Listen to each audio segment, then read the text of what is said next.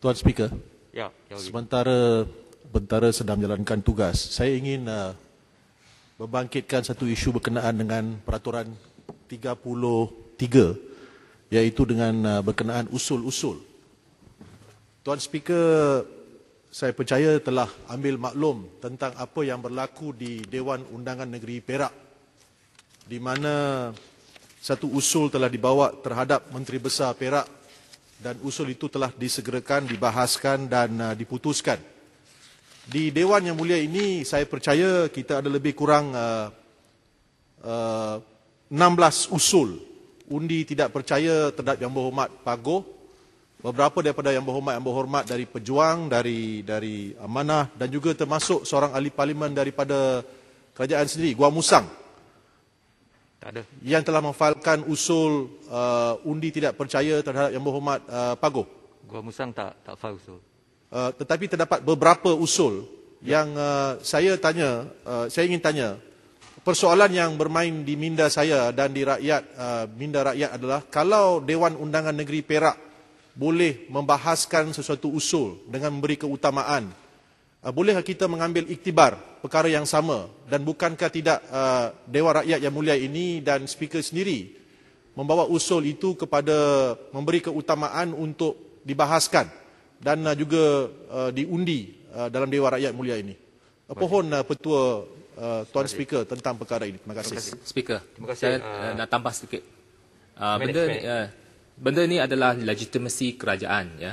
Kerajaan itu dia mewakili suara daripada Perdana Menteri itu kena mewakili majority of the voice in the house, ya. Dia kena mendapat keyakinan itu dalam perlembagaan. Jadi kita harap bahawa perkara ini diputuskan supaya ada kestabilan politik negara kita, ya. Saya mohon supaya dipercepatkan. Boleh Speaker. dijawab? Terima kasih. Okey. Pertama sekali saya tak Tuan tahu. Speaker, kalau tak silap saya percaya Yang Berhormat Gua Musang ada memasukkan satu usul untuk undi tidak percaya terhadap Yang Berhormat Pagoh. Yang Berhormat Langkawi pun ada memasukkan satu usul. So ini adalah perkara penting. Saya berulang kali menyatakan, Tuan Speaker. Alright. Saya take note. Pertamanya, saya tidak tahu bagaimana usul percaya di Dewan Undangan Negeri Perak ditangani oleh Speaker. Saya tak tahu peraturan mesyuarat mana dan di bawah kuasa apa ianya dinaikkan ke nombor 1. Saya tak tahu. Kedua, saya nak kata saya tidak terikat dengan apa-apa tindakan speaker-speaker lain. Lebih-lebih lagi Speaker Dewan Undangan Negeri, kerana saya kurang pasti bagaimana mereka lakukan perkara tersebut, dan saya juga tidak kurang pasti tentang peraturan mesyuarat yang digunakan di tiap-tiap negeri di dalam Dewan Undangan Negeri masing-masing. Nombor 2. Nombor 3, keputusan saya selama ini yang tidak menaikkan notis-notis usul yang telah dicadangkan itu di Dewan Rakyat ini, saya bukan membuat sesuka hati. Saya telah membuat research yang amat mendalam. Dan kalau kita lihat amalan dan convention Westminster Democracy, Speaker memang tidak ada kuasa untuk menaikkan usul confident itu ataupun usul no confident itu ke nombor 1. Tak ada. Saya sekejap. Ya. Saya tak nak pergi panjang lebar kerana saya pun dah tulis, benda ni dah jadi polemik. Saya cuma nak beri satu example lah, satu contoh.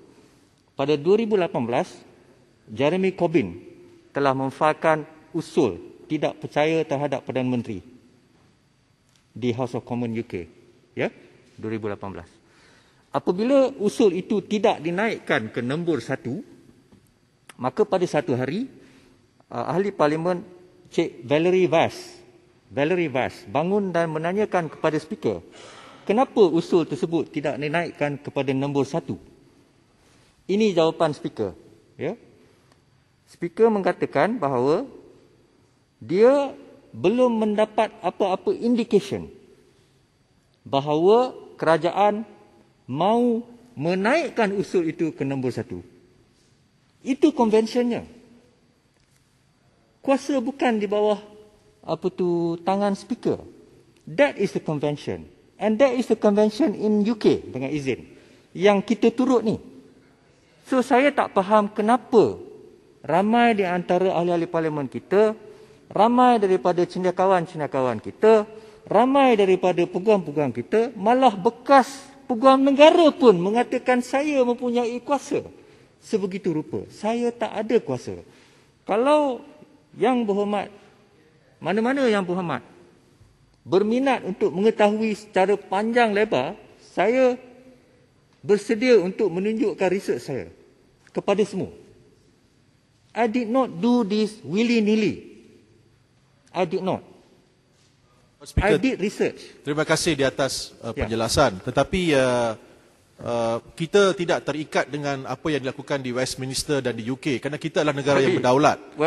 Dan just let me reply, Tuan Speaker. Dan tindakan yang dibuat oleh Speaker di Dewan Undangan Negeri Perak menunjukkan jalan di mana perkara itu boleh diberi keutamaan. Terutamanya bila ahli parlimen backbencher Gua Musang sendiri, kerajaan telah pun membuat satu usul. Di sini kita bukan saja ada satu usul seperti Perak, kita ada lebih kurang 15-16 usul yang telah dimasukkan. So, saya cuma merayu kepada Tuan Speaker untuk meneruskan memberi keutamaan usul-usul ini, Tuan Speaker. Sekejap.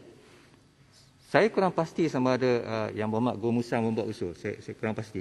Ya, tapi seingat saya tak ada. Anyway, itulah yang saya lakukan. Dan perkara ini bukan sahaja kita sebegitu rupa.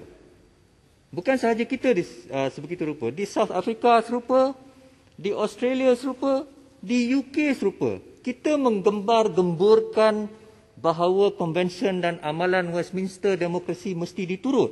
Jadi kita turut. Itu amalannya. Saya terikat dengan prosedur yang diluluskan oleh Dewan ini sendiri melalui peraturan mesyuarat. It is standing order. Speaker, you can act without fear or favour, Speaker. You are supposed to be the middleman, orang tengah. Demi rakyat, demi mempersoalkan sama ada kerajaan ini sah atau tidak, boleh diberi keutamaan. Speaker. Ya Muhammad. Ya Muhammad. Saya tak mau berdebat. Speaker, kita ada Tun Badawi. Ya, sekejap. Ya Muhammad, duduk.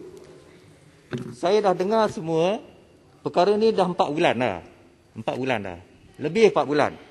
Jadi, saya dah terangkan alasan tindak tanduk saya. Jadi, saya rasa kita berhenti di sini saja. Ya. So, saya faham. Saya pun pendapat saya tak diterima. Orang mengatakan saya sebagai pathetic dan sebagainya. Tapi pada asasnya, hakikatnya, itulah amalan dan konvensyen Westminster demokrasi. Kalau kita pergi Australia pun, standing order 48 penjelasan serupa. Minta penjelasan, Speaker. Saya dah jelas. Kita dulu Tun Dr. Badawi, Tun Badawi pernah melalui Dewan ini untuk disahkan sebagai Perdana Menteri. Ya, selepas Saya faham. Bahan baru. Saya faham semua tu. Kita bercakap tentang kuasa dan prosedur. Ya. Inilah kuasa dan prosedur. Speaker, kalau kita nak cakap dulu tentang keyakinan, kenapa sekarang tak boleh? Bahan baru, sekejap. Kalau kita nak cakap pasal keyakinan, kita tengok perkara 43 clause 2A 2 dan juga perkara 43 clause 4. Sememangnya perlembagaan kita memerlukan keyakinan. Saya akur. Tetapi bagaimanakah keyakinan itu hendak dinyatakan, hendak dizahirkan? Kita perlu lihat case law. Ya, case law yang paling famous dalam Malaysia ni, yang paling tinggi otoritinya ialah Datuk Seri Nizam melawan Datuk Seri Zamri. Federal Court. Ya. Undi tidak percaya atau undi keyakinan tidak perlu datang daripada lantai Dewan. That is established in Malaysia. That is our law. Begitulah yang terjadi di Perak. Begitulah yang terjadi di Sabah. Malah di Sabah selepas GE14, 2 kali keyakinan dizahirkan tidak melalui lantai Dewan. Speaker, kalau boleh Tuan, kalau tak saya payah, tambah kita sedikit tak perlu. daripada Sabah ke sehingga Sudah. Cukup. Ya. Kita nak bajet sekarang ni. Okey. Tuan Yang Dipertua, saya minta penjelasan Cukup. Tuan Yang Dipertua. Ada satu perkara saya nak mohon penjelasan daripada Tuan Yang Dipertua. Siapa ni? Tadi Batu Gajah. Tuan Yang Dipertua kata perlu ada indication daripada pihak tertentu. Siapa yang sepatutnya kena beri indication ini untuk Menteri usul lah. ini dibawa ke Dewan? Menteri lah. Kalau menteri, saya rasa Kerajaan. sampai hari kiamat pun benda ini tak boleh akan naik ke Dewan. Babi, itu prosedurnya. Macam mana saya nak tukar perkara tu? Itulah amalan dan konvensinya. Dan Mahkamah Perlembagaan di South Africa mengatakan apabila terdapat sesuatu prosedur yang spesifik, saya tidak mempunyai kuasa. tapi Speaker, dia ada conflict of interest. Dia sendiri menteri tidak akan bangkitkan usul ini kerana mereka takut. Jadi ada Itu bukan hal saya. I cannot proceed based on assumption. Okey? Kita nak buat bajet sekarang.